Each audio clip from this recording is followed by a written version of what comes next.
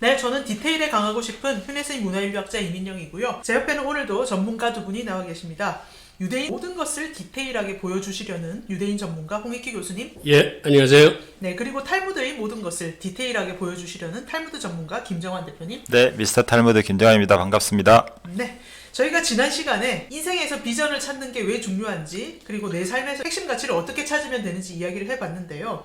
그러려면 내가 언제 행복한지를 알아야 되는데, 이 행복은 단순한 1차원적 동물적 만족이 아니라 고차원적 행복이라는 이야기까지 했습니다. 그래서 비전을 찾고 나아가는 대장정의 첫걸음을 뗀 셈인데요. 이제는 그 비전을 어떻게 하면 내 옆으로 끌어와서 이룰 것인가에 대해서 이야기를 해보면 될 것 같습니다. 인류의 고전 탈무드를 통해 성장합니다. 탈무드 살롱.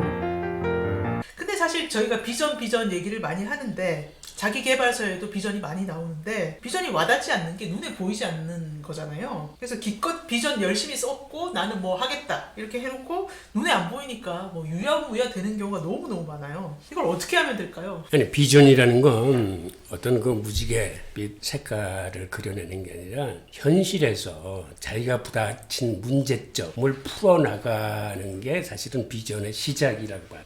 이게 유대인의 역사를 보면 극명하게 드러나는데, 아브라함이 사실은 수메르 문명의 가장 최고 전성기에 우르라는 국제 항구 도시에 살았던 사람입니다. 근데 하나님이 가나안으로 가라고 그러거든. 그래서 이 양반은 하나님 말씀에 순응을 해서 그 가나안으로 떠납니다. 가나안으로 가서 이렇게 잘 살겠다는 이제 비전을 품은 거네요. 그게 잘 살겠다는 게 아니라 예.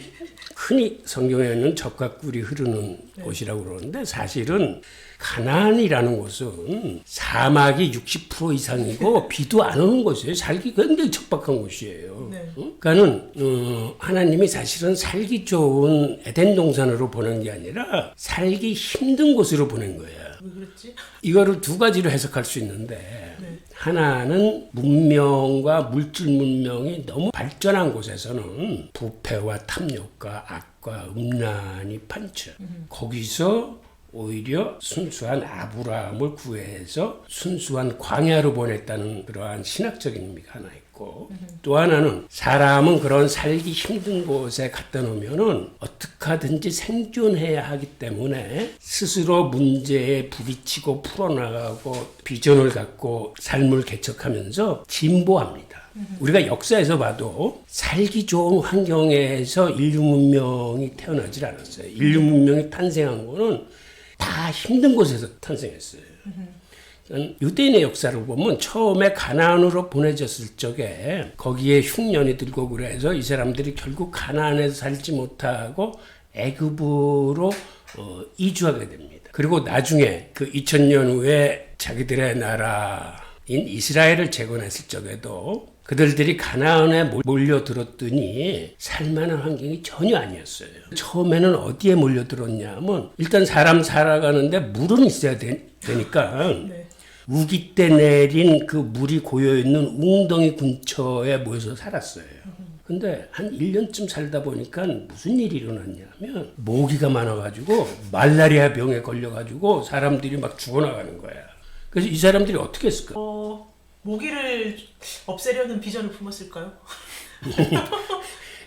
웅덩이가 없어지지 않는 한 모기 박멸은 힘들어. 그래서 이 사람들이 삶의 자리를 이동합니다. 저 산꼭대기로 올라가. 그래서 이스라엘에 가보면 하는 집은 다 산꼭대기나 구름 언덕 위에 있어요. 저도 이스라엘 갔을 적에 거기 같이 갔던 사람들이 왜 다 산꼭대기에 집이 있죠? 그랬을 때 그 가이드가 하는 얘기가, 산에는 바람이 잘 불어서요. 제가 살기 좋아서 그러는데, 사실은 모기를 피해서 다 올라간 거야. 근데 산꼭대기에 올라가서 보니까 그 다음에 이제 물이 없는 거야. 네. 그들은 어떻게 했을까 또 그럼? 물을 끌어와야죠. 물길로 맨날 웅덩이로 내려와? 그래서 이 사람들이 생각한 게 갈릴리 호수에 있는 물을 파이프로 산꼭대기로 끌어옵니다. 네. 그런데 그 물을 가지고 식수는 해결이 됐는데, 식수만 있어가지고 사는 게 아니잖아. 식량이 있어야 될 거 아니야. 네. 그래서 그 물을 이용해서 농사를 지어요.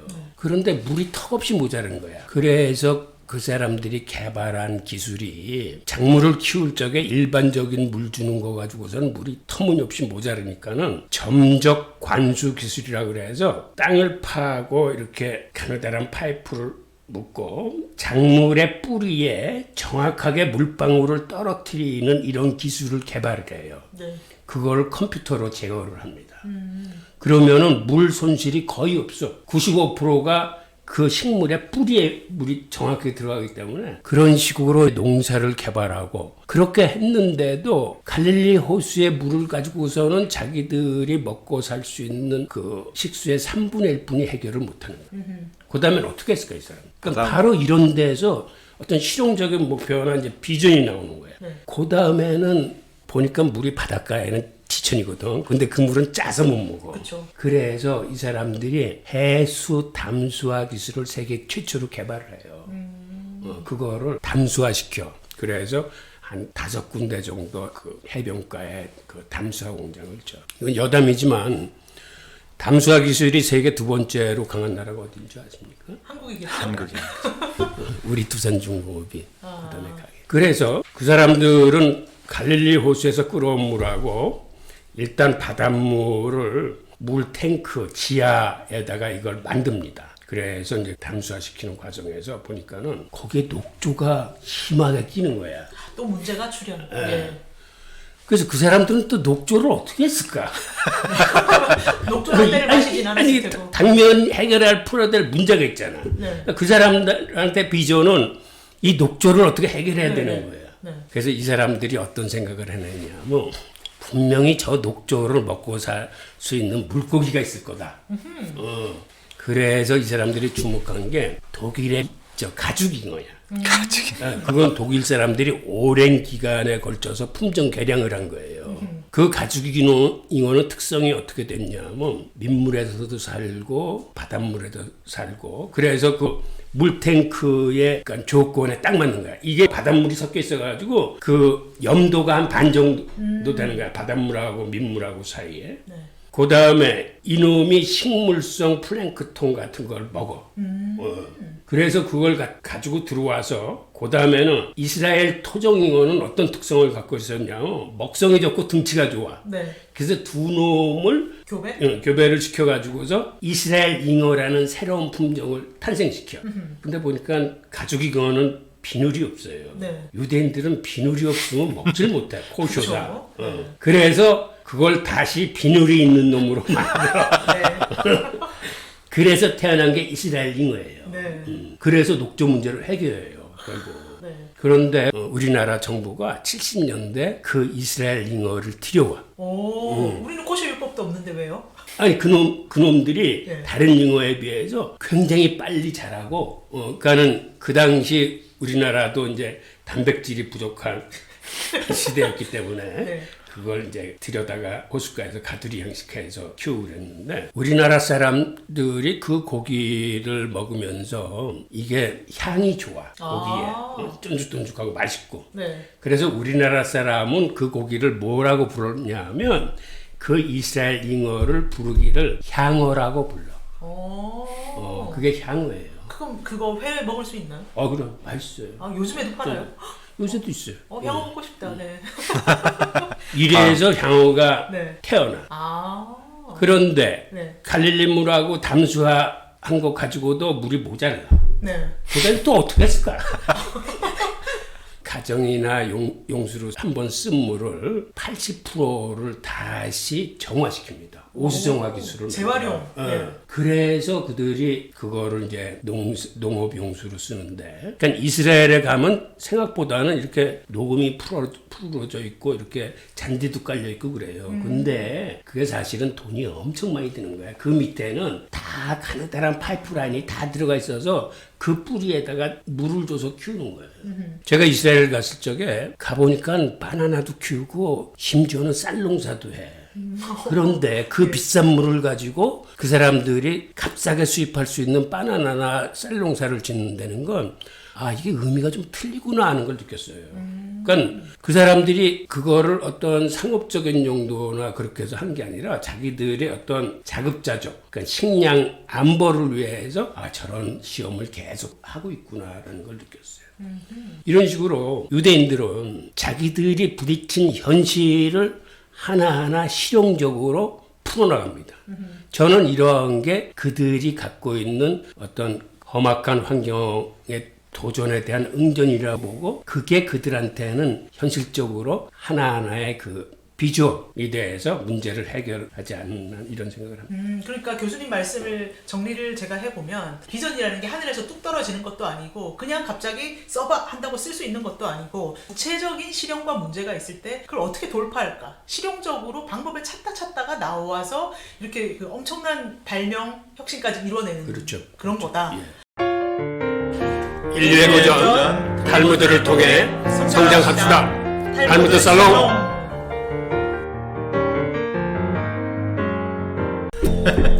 대한민국의 질문과 토론의 문화를 함께 만들어 가시죠. 그러니까 교수님 말씀을 정리를 제가 해보면, 비전이라는 게 하늘에서 뚝 떨어지는 것도 아니고 그냥 갑자기 써봐 한다고 쓸 수 있는 것도 아니고, 구체적인 실현과 문제가 있을 때 그걸 어떻게 돌파할까, 실용적으로 방법을 찾다가 나와서 이렇게 그 엄청난 발명 혁신까지 이뤄내는 그렇죠. 그런 거다. 예. 사실 요즘에 자기개발 업계에 종사하시는 분들 중에 그냥 뭐든지 다 상상해, 그러면 막 돈도 끌려오고 모든 것이 다 이루어져, 뭐 이렇게 얘기하시는 분들 많은데, 사실은 그런 게 아니라 구체적이고 문제를 해결하는 것이다. 좀 더 와닿네요. 네. 실제로 티코널람의 뜻은 세상을 고친다라는 의미가 있어요. 고장난 것을 고치는 거니까 문제를 해결한다. 그래서 조금 더 좋아지는 그런 의미가 있기 때문에 비전을 그렇게 해석해도 뭐 틀린 말은 아니겠죠. 젖가꿀이 흐르는 땅, 가나안 땅을 그렇게 부르는데, 실제로 유대인들이 도착해 보니까 젖가꿀이 흐르기는 물도 잘 안 나오는, 비도 잘 안 내리는 그런 땅이어서 굉장히 실망했다고 해요. 근데 결국은 그런 부족함이 그 사람들이 새롭게 창의력을 발휘해서 땅을 개척할 수 있는 그런 유대인이 됐다고 하는데, 그러니까 쉽게 말하면 키부츠 같은 거 있잖아요. 네네. 키부츠 같은 것도 진짜 말 그대로 광야지대예요. 뭐 근데 비가 없으니까 뭐 잘할 수 없는 그곳에다가 자기들이 어떤 뭐 갖은 방법, 갖은 아이디어를 짜서 거기다가 나무도 심고 공동체도 만들고, 키부츠가 이스라엘에 그렇게 많잖아요. 상상력이라고 봐요. 아무것도 없는 곳에 뭐 어떻게 살까? 네. 뭐 그러면 떠나는 게 답이냐? 그건 아니죠. 거기다가 또 자기들의 어떤 아이디어를 부으면은 가능하니까. 그래서 이제 젖과 꿀이 흐르는 땅을 이렇게 이야기하시는 분도 있더라고요. 그러니까 젖은 유목 이야기를 한다. 그러니까 소젖, 양젖, 뭐 염소젖 해가지고 목축에 가장 적합한 땅이다. 또 하나는 꿀은 이제 대추야자 같은 거 있잖아요. 그 일조량이 엄청 많기 때문에 과일들이 다 달아요. 달기가 진짜 꿀처럼 달기 때문에 이런 것을 보고 젖과 꿀이 흐르는 땅. 근데 이게 하나님이 이렇게 유대인들한테 이야기할 때 젖과 꿀이 흐르는 땅이라고 구체적으로 그렇게 상상하게 했거든요. 진짜 상상을 하게 하네요. 예, 젖과 꿀 그런 걸 보면서 유대인들은 그 땅에 가고 싶다, 그런 막연한 동경을 했었을 것 같아요. 네. 그리고 일단 가서 그런 땅이 아닌 것 같지만, 아니다, 여기서 우리가 젖과 꿀을 생산하면 되지 않느냐, 뭐 이렇게 또 생각할 수도 있잖아요. 네. 네, 물론 그렇게 되지는 않았어요. 네. 하지만 그 땅이 젖과 꿀을 얼마든지 사 먹을 수 있는 땅으로 바뀌었다. 그 굳이 그런 걸 생산 안 하더라도 요즘 뭐 IT로 엄청나게 돈을 벌잖아요. 네. 4차 산업혁명 이끄는 게 유대인들이고, 세계 최고의 기업들의 연구소는 거의 다 이스라엘에 있어요. 네. 그러다 보니까 그 아이디어들을 가지고 특허를 낸다든지 아니면 새로운 신기술 또는 새로운 지식들 또는 정보들을 만들어내서 그걸 또 돈 주고 팔잖아요. 히브리 대학만 해도 뭐 한 해 수입이 원천 기술 이렇게 해가지고 특허료만 받아갖고 얻는 수입이 1조가 넘는데요. 네. 대학에서만. 네. 어마어마한 양이죠. 예, 그러니까 그런 아이디어 산업이 엄청나게 발전한 거 보면, 유대인들은 그런 젖과 꿀을, 그 조상들은 그렇게 진짜 젖과 꿀로 상상했지만 나중에는 젖과 꿀을 충분히 사 먹을 수 있는 그 돈을 버는 것으로 상상하지 않았을까, 그런 생각이 듭니다. 그리고 실제로 아까 그 어려움 속에서 이들이 개척한 그 점적 관수 기술, 네. 그다음에 해수 담수화 기술, 오수 정화 기술, 이런 거를 가지고 그들이 수출을 많이 해요. 그리고 또 성경에 보면 감람나무 얘기 참 많이 나오는데, 맞아요. 예. 그게 사실은 유대인을 상징한다라고 그들은 얘기하는데 감람나무는 이 척박한 곳에서 자라나기 때문에 심어놓으면 한 15년 동안은 부지런히 뿌리만 깊이 내립니다. 왜 그러냐면 밑에 물이 없으니까 하여튼 물맥을 찾아 들어가야 되잖아. 그래서 거의 20년이 다 돼서 첫 열매를 맺어요. 그런데 그렇게 그 어려움을 뚫고서 맺은 열매가 정말 최상의 품질의 기름이 나와. 그래서 그 기름을 가지고 사제서품이나 그 왕 저거 할 때 쓰이는데 그 감람나무가 다름 아닌 올리브나무예요. 네. 그 올리브나무가 이게 1000년 이상을 살아가는데 이 나무의 특성은 예를 들어서 무슨 병충해가 들이닥치잖아. 그러면 그 병충해를 맞은 나무는 비록 죽어가지만 그 병충해에 맞서는 그 내성을 그 송진이나 이런 진을 만들어내가지고 옆나무한테 다 퍼뜨립니다. 그 자기는 죽어가면서 다른 나무들한테 그 병충해를 이겨낼 수 있는 그러한 그 진을 다. 그래서 이 감람나무가 갖는 의미가 굉장히 커요. 그런데 또 하나 재밌는 거는 이 감람나무하고 비슷한 특성이 포도나무예요. 오. 왜 그러냐면 우리가 옥토에 심은 포도에서 좋은 포도주가 나는 게 아니라 사실 이태리 같은 데 가보면 토스카나 지역이 가장 좋은 포도주를 만들어내요. 네. 근데 토스카나 풍경이 참 아름다운데 이게 사람의 눈에는 이쁘게 보이지만 그 구릉지가 대부분 자갈과 모래로 돼 있어요. 네네네. 그런데 그 경사진 곳에 다 포도나무를 심어. 네. 그러면 거기는 비가 와도 이게 물을 머금지 못해. 네. 그래서 그러한 그 모래밭에 심은 포도는 자기가 살기 위해서 뿌리를 아주 깊숙하게 내려요. 네. 그래서 땅속 깊은 곳에서 물을 빨아들이면서 좋은 무기질을 같이 빨아들이기 때문에 거기서 나온 포도주가 가장 품질이 좋아요. 이태리 포도 중에서는 토스카나 포도주를 그래서 가장 잘 알았죠. 네. 식물도 황량한 곳에서 좋은 포도주를 만드는 비전을 가꾸게 되는 거죠. 그렇죠. 그러니까 올리브나무나 포도나무나 그 어려움을 극복하고 나서 맺은 열매가 같이 있는 거예요. 그러니까 이게 민물뿐만 아니라 사실은 개인이나 민족이나 국가도 마찬가지라는 거지. 어려움을 극복해냈을 적에 그 민족이 강해지는 거예요. 그러니까 유대인을 상징한다는 게 유대인들이 그 어려운 환경을 극복하면서 나름대로의 자기들의 어떤 그 극복해 나가는 과정에서 비전을 가지고 이렇게 세상과 맞서는 그러한 게 좋은 결실을 맺는 것 같아요. 또 유대인들은 뭐 자기들을 이제 선인장으로 비유하기도 하거든요. 오, 스스로 그렇게 해요. 예, 선인장은 진짜 척박한 땅에 살잖아요. 그 물도 별로 없는 사막 기후에서 사는데 네.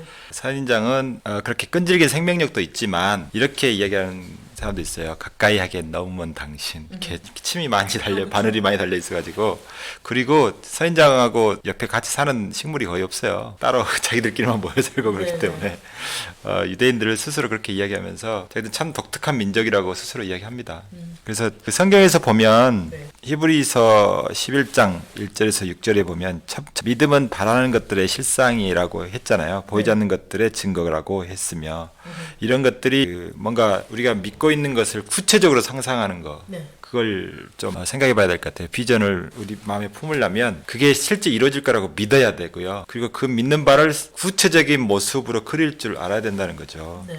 그래서 성경의 말씀 중에 이사야서 65장 17에서 25절 말씀 중에서 천국의 모습이 나오거든요. 네. 거기서 보면은 뭐 새하늘 새 땅, 네. 이게 예루살렘 성을 이야기하는데 우는 소리나 울부짖는 소리도 없고 그 다음에 날수가 적어서 빨리 죽는 이도 없고 나중에는 어떻게 이야기하냐면 이리와 어린 양이 함께 먹을 것이며 사자가 소처럼 즙을 먹을 것이며 뱀은 흙을 양식으로 삼을 것이며 나의 성산에서는 해함도 없겠고 상함도 없으리라 여호와께서 말씀하시느니라. 그러니까 하나님께서 직접 이렇게 그려주십니다. 새하늘 새 땅, 그러니까 메시아가 이 땅에 임하면 그때 우리는 이런 세상에 산다는 거죠. 서로 해함도 상함도 없고 초식동물과 육식동물이 서로 어울려서 그런 노래들 있잖아요.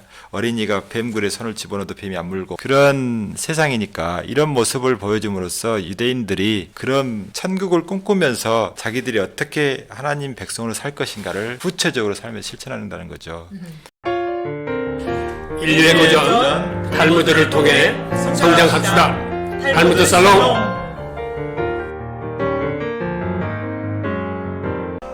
실리콘밸리를 이끄는 유대인들의 창의성과 단결력을 벤치마킹 하시죠. 이런 모습을 보여줌으로써 유대인들이 그런 천국을 꿈꾸면서 자기들이 어떻게 하나님 백성으로 살 것인가를 구체적으로 삶에 실천한다는 거죠.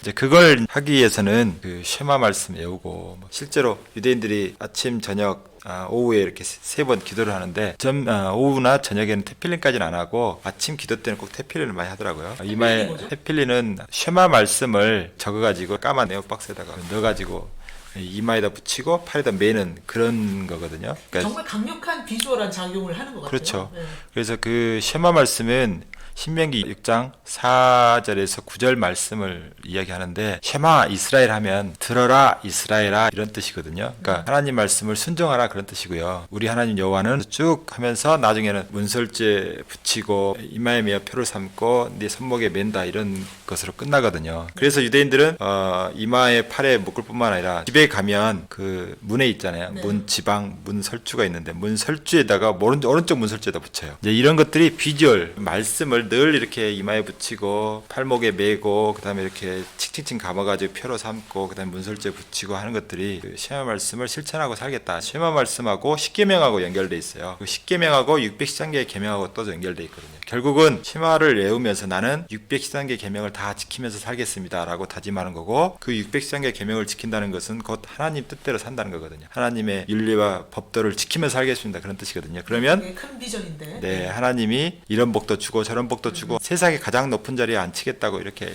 약속했기 때문에 그런 비전을 보고 사는 거죠. 아까 말씀드린 테필린이라든가 문설주의 매주자라든가 이런 걸 보면서 그런 걸 상상하는 거죠. 네네. 네, 그러니까 유대인들은 구체적으로 이런 걸 상상함으로써 하루에 2번은 꼭 쉐마 말씀을 통해서 그런 하나님 나라가 이루어질 때의 비전을 품고 사는 거죠. 늘 새기고 되새기고. 네, 근데 그 매주자를 만질 때마다 이게 이루어진 모습이 구체적으로 만져지고, 네네. 그다음에 뭐죠 테필린 이거 할 때마다 구체적으로 막 보이고 하니까 엄청 효과가 있을 것 같아요. 네, 그렇습니다. 네. 그말 그대로 우리가 그 비전을 가지면 자기 가장 잘 보이는 자기 서재라든지 잘 보이는 곳에 이렇게 붙여놓으라 그러잖아요. 써가지고 그렇죠. 예. 네, 그런 거하고 똑같다고 보시면 될 것 같아요. 유대인은 그걸 수천 년 동안 해온 셈이죠. 네, 그러니까요. 그 사실 이거는 유대인뿐만이 아니라 요즘에 현대 자기개발서에서도 다 하는 얘기예요. 비주얼하게 만들어라. 그리고 보이는데 붙여서 계속 상상하게 하라. 예를 들면 그 최근에 엄청 잘 나갔던 책인데 타이탄의 도구들이라는 책이 있어요. 타이탄, 거인이잖아요. 거인 같은 사람들이 어떤 도구를 가졌길래 저렇게 비전을 잘 이루어냈나. 그 비결이 뭐냐고 보니까 그 담대한 목표를 가진 사람일수록 디테일에 강하다는 거예요. 그 뛰어난 성과를 내기 위해서는 삶에서 자신이 원하는 걸 명확하게 그려내야 된다고 식스 헤빗이라고 하는 또 엄청 잘 나간 글로벌 자기개발서에서도 얘기하더라고요. 그래서 아까 교수님이 말씀하신 것처럼 그걸 단박에 알아낼 수는 없고 계속 질문하고 탐구하고 새로운 것을 시도하고 인생의 기회에 도전하고 자신에게 맞는 게 무엇인지 계속 가려내야 된다. 주의 깊은 사고와 세심한 실험을 통해서 그거를 만들 수 있다라고 하네요. 네, 저도 거기에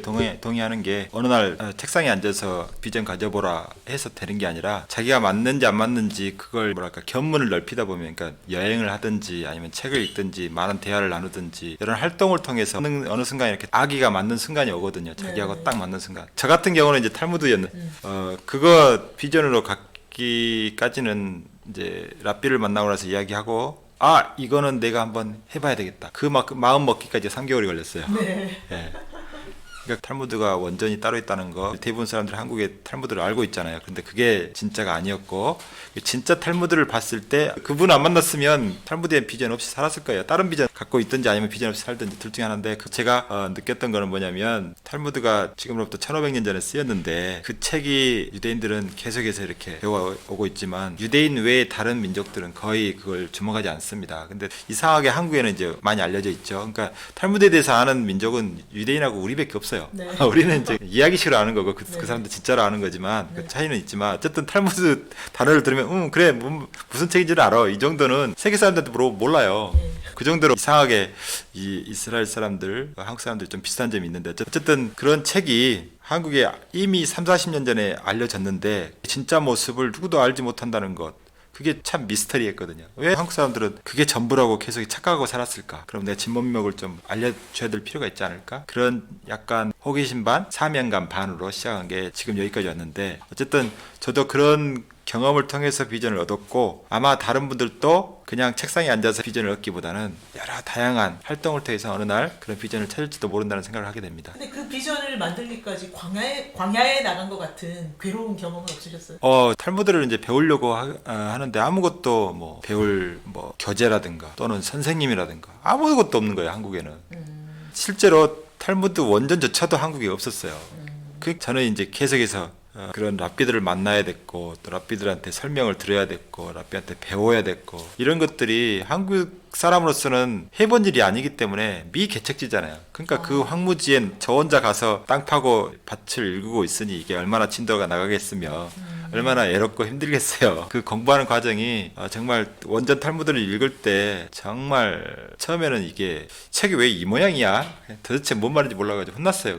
그래도 이제 한 권을 번역하고 이제 자주 반복하다 보니까 이런 구조로 돼 있구나. 다른 책도 좀 계속해서 공부해 보니까 그리고 또 하브루타식으로 짝을 지어서 한번 해보니까 이런 재미가 있구나 하는 것을 실제로 느낀 거고 또 이제 실제로 예시바에 가서 공부했을 때 더 깊이 알게 되고 지금도 그 탈무드란 바다라면 저는 이제 그 바닷물에 한두 방울 맛본 경우인데 앞으로 더 깊은 탈무드의 세계로 이끌려 가기를 계속 고대하고 있습니다. 그러니까 김 대표님 비전도 하늘에서 뚝 떨어진 게 아니고 어느 날 하루에 완성된 게 아니라 계속 광야 같은 데를 가다가 이걸 어떻게 해결할까 저걸 어떻게 해결할까 계속 찾고 만나고 두드리다 보니까 이제 지금 형태로 점점 완성되어 왔다. 네, 그렇습니다. 그러니까 그게 그런 비전이 떨어졌는데도 모르고 갈 수 있는데 저는 이제 약간 기독교적인 배경에서 성경도 많이 좀 알고 싶어 했고 좀 더 깊은 것을 좀 탐구하려는 열망이 있었어요. 그때 탈무드가 왔기 때문에 그리고 유대 교육을 한 10년 정도 공부했기 때문에 유대 민족에 대해서 많이 좀 알고 있었던 상황이었어요. 그때 왔기 때문에 훨씬 더 그게 비전으로 다가오지 않았는가. 그러니까 약간 준비를 좀 하고 있었다? 저는 그걸 탈무드 공부하려고 준비한 건 아니에요. 네네네. 하지만 그런 배경이 있었기 때문에 탈무드 원전을 이야기했을 때 금세 제가 받아들이지 않았나 그런 생각을 하게 됩니다. 그 미국에 엄청 잘 나가는 성과 코치인 브랜든 버처드라는 사람이 있거든요. 베스트셀러도 엄청 많이 냈는데 수백 명의 성공한 리더들을 연구하고 나서 이제 6 헤빗이라고 6가지 습관으로 정리해서 책을 썼는데 엄청난 성과를 내는 사람들이 6가지 습관을 딱 정리를 해보니까 1번이 딱 이거였어요. 원하는 것을 명확하게 그린다. 그래서 미래의 모습을 구체적으로 상상하는데 이 사람들은 당신이 뭘 원하냐 하면 바로 튀어나오는데요.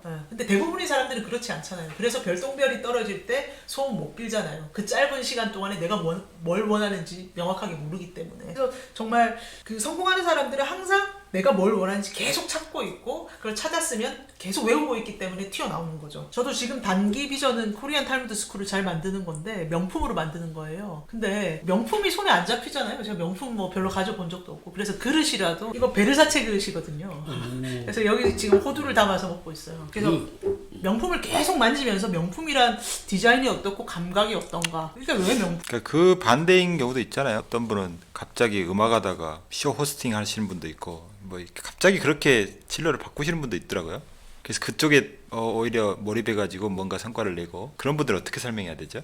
그래. 아니, 비전이나 달란트라는 게 그게 어렸을 때 조기에 발견되거나 조기에 가질 수 있으면 좋은 거지만 그거는 상황에 따라서 시기에 따라서 변할 수 있는 거라고 생각해요. 그러니까 개인적인 내 경우만 보더라도 직장 생활을 32년간 했잖아요. 그때는 우리나라 수출 지역을 어떻게 효율적으로 지원하지? 라는 게 직장인으로서 소명이라고 그럴까? 근데 그게 비전의 역할을 한 거고 직장을 그만두고 제2의 인생을 살 적에는 글을 쓰게 되면서 그때는 비로소 내가 경험해왔던 거 그 다음에 얘기하고 싶은 거 그걸 통해서 주고 싶은 화두나 이제 이런 걸 보면서 이게 내가 해야 될 콜링이구나. 그래서 그거를 이제 비전으로 격상시키는 그렇게 되는 거예요. 그러니까 그거는 사람이 갖는 탤런트를 늦게 개발을 한다거나 그때 시기에 따른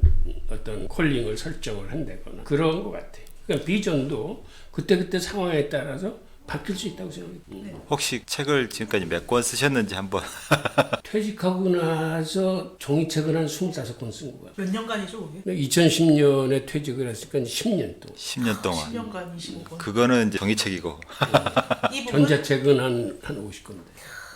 총 75권 정도 근데 가볍게. 처음부터 그 내가 책을 다산하겠다는 그런 비전이 있으셨나요? 아니 그런 건 아니에요. 지금도 쓰고 싶은 책이 많은데, 그러니까 그게 뭔가를 공부하다 보면 꼬리에 꼬리를 물고 이렇게 좀 진화하는 거예요. 진화. 그러니까 책을 쓰거나 강의를 할 적에 그거를 완전히 소화하고 알아서 책을 쓰는 게 아니고 그냥 대충의 흐름을 안 다음에 디테일을 구글링하거나 책을 읽으면서 보완해서 책을 쓰고 나면은 항상 모자람을 느껴요. 네.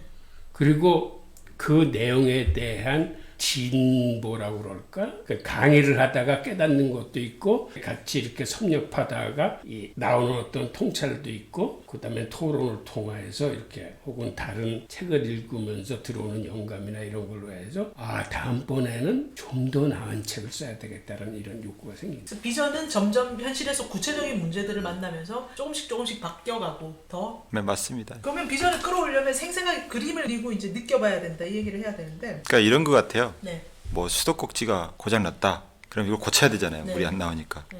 그러면 이제 그 문제가 어떤 건지 상상을 해야 되죠. 어느 부분에 문제가 있는지. 가설인 거죠. A라는 부분일까 B라는 부분일까. 그리고 그걸 해결하려면 이게 좋겠네. 이런 방법이 좋겠네. 상상을 하는 거죠. 네네. 그리고 거기에 그 가설과 이게 내 솔루션이 맞으면 문제가 해결되는 거고, 안 맞으면 다시 또 다른 거. 그래서 조금 바뀔 수는 있다고 봐요. 아까. 네. 그래서 비전이 어떤 문제를 가지고 그 문제를 해결하는 중에 생긴다. 이렇게 보는 것도 맞겠습니다. 인류의 고전 탈무드를 통해 성장합시다. 탈무드 살롱. 실리콘밸리를 이끄는 유대인들의 창의성과 단결력을 벤치마킹 하시죠.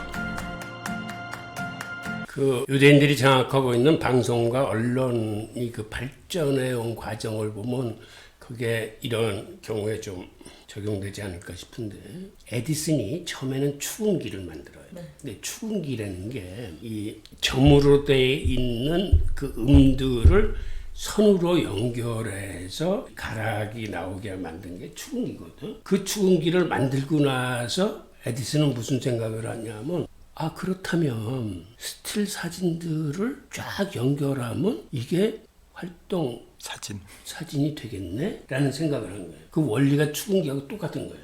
그래서 그 사람이 처음에 영사기를 만듭니다. 조그만 네모 상자 같은 걸 만들어서 가운데 구멍을 뚫고 그 구멍을 통해서 예를 들어서 스틸 사진을 막 넘기면은 말이 막 뛰어가는 게 보이고 그 다음에 기차가 달려가는 게 보이는 거예요. 그거를 5센트 영화라고 해가지고 영사기가 대박을 칩니다.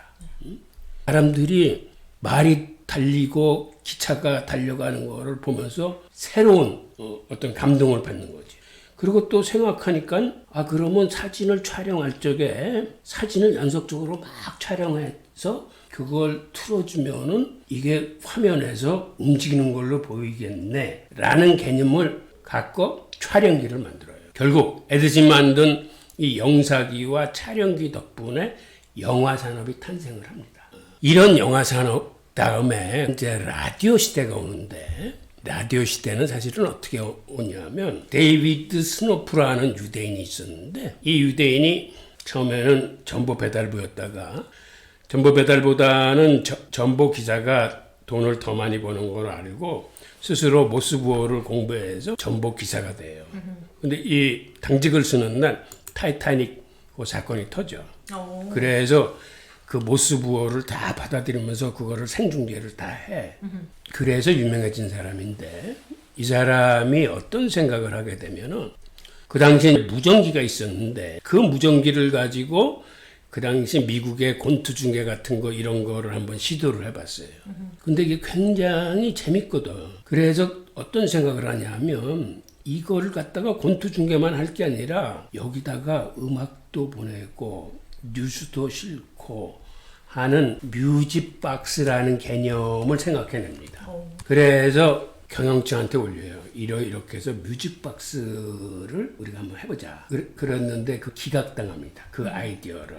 비상시에 쓰라고 쓴 무전기를 가지고 장난해? 그래서 나중에 이 사람이 RCA라는 회사로 옮겨서 경영층이 되고 나서 자기의 아이디어를 실행을 해요. 네. 뮤직박스가. 그리고 듣기만 하는 무전기를 만들어서 배급을 하는 거야. 바로 듣기만 하는 무전기가 라디오예요. 뭐 호라. 그래서 라디오가 탄생하게 되는 네네. 거예요. 네. 그러니까 뮤직박스라는 이 사람의 어떤 개념, 그걸 머릿속에 갖고 이 사람은 라디오라는 세상을 상상 속에 담고 그게 그 사람의 비전이 된 거지. 네네. 그걸 갖다 이 사람은 이제 실현시킨 거예요. 그리고 이 사람이 또 뭐를 보냐면 박람회 때 TV를 봐요. 오. 근데 TV를 딱 본 순간 이 사람은 또 상상을 하는 거야. 저거 상업용으로 쓸 수 있겠는데? 라고 해서 이 사람이 미국 최초의 MBC 방송국을 만들어. 그래서 TV를 상용화해. 그러니까 이 양반 덕분에 라디오 시대가 오고 TV 시대가 와요. 그러니까 영상 산업이라는 게 영화를 에디슨이라는 유대인이 만들고 라디오나 TV를 데이비드 스노프라는 유대인이 창안해서 그런 상업을 만들고.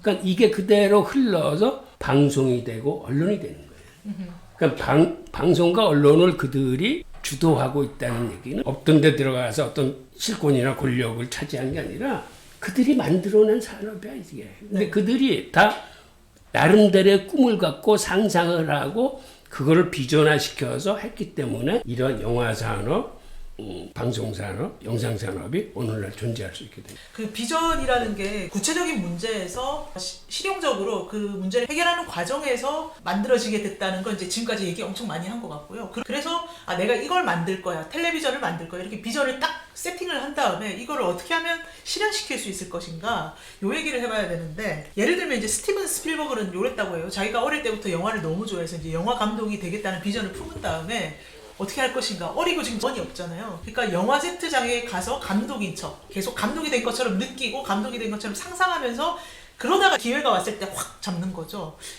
네. 그래서 비전이 어떤 문제를 가지고 그 문제를 해결하는 중에 생긴다. 이렇게 보는 것도 맞겠습니다. 그래서 이렇게 내가 비전을 이룬 모습을 상상하는 데는 여러 가지 기법이 있는 것 같아요. 제가 개인적으로는 기도나 뭐 요가 같은 것도 다 그 일부분이라고 생각하는데, 요가라고 하면 뜬금없으실 것 같은데 그 인도에서 요가 르네상스를 이끌어낸 그 BKS 아yen가라는 분이 계신데, 그분은 내면이 너무 기뻐서 기쁜 포즈를 짓는 거는 너무 힘들다. 근데 기쁜 포즈, 당당한 포즈를 지어봐. 그러면 내면이 바뀔 거야. 이렇게 역으로 접근을 했거든요. 그래서 이제 내가 이거를 다 가진 것처럼 일단 느껴봐. 그러면 그걸 이루어낼 거야. 이렇게 접근할 수가 있는데, 요게 과학적 근거가 있더라고요. 신경회로만 기법이라고, 앤서니 라빈스라고 하는 미국의 또 유명한 그 코치가 있는데, 그 사람이 만든 방법으로 이 대기업과 뭐 코치나 정치인 이런 사람들 다 이렇게 훈련을 시키더라고요. 그래서 이 사람은 그냥 비주얼만 강조하는 게 아니라 시각, 청각, 촉각을 다 강조하더라고요. 이 사람이 하는 실험의 끝판왕이 이제 숯불 걷기인데, 내가 지금 그 뜨거움을 느끼지 않아, 내 피부는 차가워 라고 계속 상상을 하면 실제로 생리적인 신호가 그렇게 바뀐대요. 그래서 숯불을 참가자들이 걷는데 화상을 안 입는 거예요. 그래서 저는 성경에서는 그 과학적인 원리를 설명해 주지는 않지만, 제가 볼 때는 예수님이 그걸 가르쳐 준 게 아닌가. 예를 들면 신약에 보면 안전뱅이 보고 서서 걸으라고 하잖아요. 근데 너무나 이 사람한테 강력하게 얘기를 한 거죠. 그래서 그 생리 신호를 바꿀 수 있는 그런 그 자극이 오지 않았을까. 그래서 안전뱅이가 지금까지는 자기가 걸을 수 없다고 믿었기 때문에 너무나 강력하게. 그래서 생리 신호도 다 거기 맞춰져 있었는데, 걸을 수 있다고 딱 믿음을 바꿔주니까, 그리고 또 걸을 수 있다 딱 비주얼하게 보여주니까 일어나서 걸은 게 아닌가라고 저는 해석을 합니다. 말이 되나요? 제가 말하면 못 일어났을까요? 예수님이라 이제 네. 가능한 게 뭐냐면 그런 기적을 많이 보여주셨거든요. 네. 그러니까 믿을 만한 근거가 충분히 있었던 거고, 네. 그러니까 이제 그걸 신경회로만 기법 뭐 그렇게 말할 수도 있겠죠. 과학적인 해석으로는 그 잠시 신경 체제가 확 바뀌었어요. 원래 믿던 게 잘 바뀌진 않잖아요. 그래서 옛날 생각을 하는 순간 다시 또 돌아가는 거죠.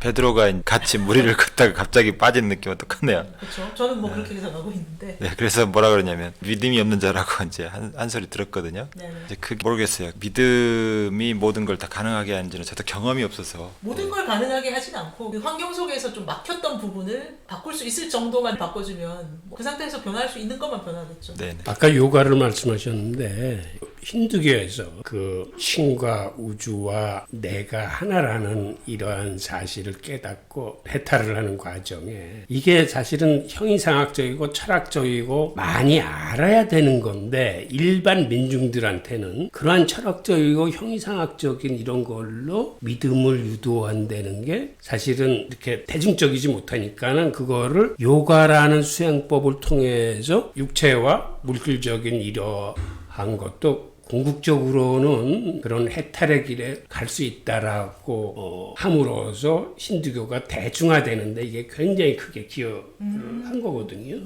그러니까 그게 일리가 있는 것 같아. 우리가 웃어서 행복해지는 경우도 있지만 행복해지기 위해서 그냥 웃는 거야. 서로 이게 환치가 되는 거죠.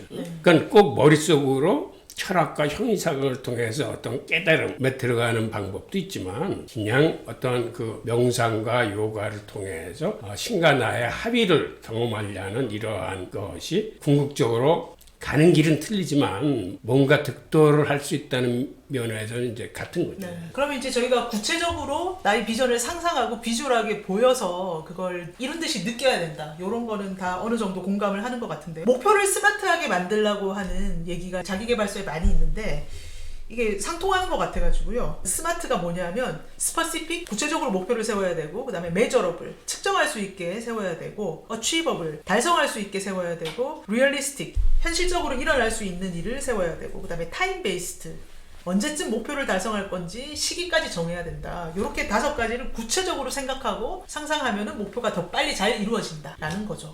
그런데 이러한 비전의 구체적인 목표를 세워서 실행하는 것도 중요하지만 사실은 일이라는 게 혼자서 할 수 있는 일이 있고 연대를 통해서 할 수 있는 일이 있어요. 어떤 일은 혼자 하고 그럼 어떤 일을 연대를 해서 할 것이냐는 게 사실은 이게 명확한 구분이 있는 게 아니에요. 유대인들은 어려서부터 함께 공부한다는 이 하브루타나 이 연대 의식, 공동체 의식이 굉장히 강한데 그게 사실은 그들의 강점인데 우리가 어떤 비전을 세우고 그걸 이뤄나가는 과정에서도 이거를 과연 내가 혼자 할 것인지 내가 연대를 통해서 이루어 나갈 것인지를 생각하고 가능하면 힘을 합쳐서 연대를 하는 게 굉장히 중요해요. 유대인들의 성공 사례를 봐도 그런 걸 알 수 있는데 우선 아인슈타인만 해도 상대성 원리의 개념을 잡아냈을 때 그는 이거를 상상을 통해서 잡아냈어. 그래서 아인슈타인이 항상 강조하는 게 상상은 정말 너무 중요하다. 상상만큼 중요한 게 없다라는 얘기를 해요. 하지만 이 양반이 그걸 상상하고 나서 개념은 잡고 있었는데 그거를 수학적으로 풀어낼 능력이 없었어요. 근데 그거를 부인하고 친구들하고 얘기했을 적에 아인슈타인보다 훨씬 수학을 잘하는 그 부인이 주축이 돼서 이거를 수학적으로 정리를 해줘요. 그러니까 이런 게 연대가 아니었으면 아인슈타인의 상대성 원리는 세상에 빛을 볼 수가 없는 거죠. 마찬가지로 구글 창업할 적에도 레리 페이지가 그 링크드 개념을 잡아내. 그러니까 어떻게 하면 중요한 정보를 순서대로 띄워낼 수 있을까. 그런 개념은 잡아냈지만 이 친구는 그걸 알고리즘으로 풀어낼 수 있는 실력은 없었어. 그걸 친구 사이에서 얘기했을 적에 그거 내가 해볼 수 있을 것 같은데 해서 그 세르게이 브린이 그걸 알고리즘으로 만든 거거든요. 그러니까 결국 이러한 것들이 다 연대예요. 그러니까는 우리가 비전을 세우고 실행하고 나아가는 거를 꼭 나 혼자 해야 된다라고 흔히 생각하기 쉬운데 그게 아니고 내가 혼자 할 수 있는 일이 있고 힘을 합쳐서 해야 할 일이 있는데 가능하면은 권하는 게 서로 힘을 합쳐서 하는 그런 현대 사회에서는 그게 굉장히 중요할 것 같아요. 그 연대하면은 꿈을 비주얼하게 보고 감각적으로 느끼기도 훨씬 좋은 것 같아요. 왜냐하면 뜻이 같은 사람들이 모이면 만났을 때 물어보잖아요. 저도 교수님 볼 때마다 뭐 탈무드 어떠세요? 뭐 유대인 이런 이야기 있나요? 계속 물어보는 거고. 그러니까 뜻을 같이 가진 사람들이 비전도 같이 만들어가고 그걸 현실화하는 것도 같이 하면은 이게 더 빨리 되는 거기 때문에 같이 가는 공동체가 정말 중요하지 않나 생각이 듭니다. 맞습니다. 그 비전을 이루려면 유희상종이라고 그런 분들과 같이 어울려야 더 시너지 효과가 있거든요. 그 이루는 기간도 빨라지고 그다음에 도움도 받을 수 있으니까. 그래서 저는 뭘 하나 배우려고 할 때 항상 공동체부터 찾거든요. 그냥 뭐 살살을 배워야겠다. 그럼 집에서 혼자 유튜브 보는 것보다 그 네이버 커뮤니티라든가 동호회 가가지고 몇 시간 뛰는 게 더 빨리 배울 수가 있고, 요가 배우려고 할 때도 이거 한국에서 요가 학원 계속 가니까 가볍게 생각하는 사람들이 많아서 저 그냥 인도를 가버렸거든요. 그래서 거기에 하루 종일 하루에 10시간씩 요가하는 사람들이 한 마을을 이루고 살고 있는데 거기 들어가서 하루에 10시간씩 같이 하니까 4개월 있다 보니까 독일 병정처럼 몸이 쫙 펴지고, 지금은 상상 못 하시겠지만 네네. 그래서 뭘 대단하시다. 하든지 그 비전을 정말 하루 종일 그 생각만 하는 사람들, 그 연구만 하는 사람들 공동체에 들어가면 가장 빨리 목적을 달성을 하더라고요. 저도 그래서 네. 예시박 간 거예요. 그쵸. 네네. 거기는 하루 종일 탈무드만 공부해요. 네네. 맞습니다. 저희가 비전을 이루려면 구체적으로 상상하고 느껴야 된다 이런 얘기를 많이 했는데, 이거 끝판왕이 버킷리스트 쓰기 같아요. 이게 영화에서 유행을 하게 됐지만 많은 사람들이 그 영화를 보고 나도 해볼까 해가지고 이제 전 세계적으로 퍼져가지고 많이들 하고 있잖아요. 그래서 버킷리스트를 구체적으로 써서 매일 생각하고 이걸 어떻게 달성할까 하다 보니까 실제로 꿈을 이뤘다, 이런 사람들의 얘기도 많이 있고요. 또 다른 방법은 또 미래 일기를 한번 써보는 것 같아요. 미래의 어느 날을 잡아서 구체적으로 상상하는 거예요. 내가 비전을 다 이루고 꿈을 이뤘더니 이렇게 살고 있더라. 그런 걸 한번 써보면 이게 정말 구체적으로 느껴지기 때문에 비전이 더 빨리 이루어진다, 이런 거죠. 네, 그 글 쓰는 입장에서 네. 버킷리스트라는 건 저는 이렇게 하고 있는데, 저는 앞으로 한 6년치 네. 5년치 아니었나요? 오전치였는데 갑자기 또 늘었어요. 다시 보니까 6년치더라. 이렇게 쓸 책들의 제목을 이렇게 쫙 적어놨어요. 네. 그게 과하다 할 정도로 네. 많은 종류의 책인데, 그렇게 적어놓은 이유는 기존에 썼던 거, 그 다음에 지금 공부하고 있는 거, 문제가 되는 거, 화두로 꺼내야 되는 거, 궁극적으로 풀어나가야 되는 것들이 이게 계속 쭉 연결되더라고. 그러니까 책 제목을 씀으로써 지금의 문제점은 뭐고, 내가 어떤 걸 화두로 잡고 있어야 되겠다. 그리고 궁극적으로는 예를 들어서 현대 금융자본주의의 문제는 뭔데, 이거를 어떻게 해결해 나가지? 그렇다면은 내가 생각할 수 있는 가장 아름다운 자본주의, 즉 공동체 자본주의에 대한 미래는 어떻게 그려가지? 하는 이러한 그 일련의 흐름들에 계속 공부하면서 정진할 수 있고, 이런 게 글쓰기와 강의와 공부 이런 것들이 서로 이제 선순환을 하면서 그러한 목표로 다가가지 않을까 하는 그런 비전을 갖고 있는 거죠. 네네. 비전을 갖고 상상만 하시는 게 아니라 쓰고 사람들한테 말하고 교류를 하니까 이제 점점 더 가속도가 붙고 점점 더 그걸 생각하고 상상하는 시간이 늘어나니까. 그 과정에서 얻을 수 있는 희열이 뭔가의 작은 것이나마 깨달음이나 어떤 통찰을 얻게 됐을 적에 그게 이제 큰 기쁨이 되는 거죠. 네, 그리고 그게 그 다음에 이제 새끼를 치는. 네. 저희가 비전에 대해서 얘기를 해봤는데요. 지금까지 인생의 목적을 만들고 그 목적을 찾기 위해서 나의 삶의 핵심 가치와 행복을 정의를 해보고, 그리고 구체적인 목표를 설정하고 나의 비전을 구체화하고, 이렇게 구체적으로 비전을 상상하는 것의 힘에 대해서 얘기를 해봤는데요. 네, 어떻게 생각하셨는지, 그리고 어떻게 실천하셨는지 저희 게시판에 댓글 남겨주시면, 댓글과 구독, 좋아요로 마음 표시해주시면 다음 편에 더욱 구체적으로 찾아뵙도록 하겠습니다. 감사합니다. 감사합니다. 감사합니다. 인류의 고전 탈무드를 통해 성장합시다. 탈무드 살롱.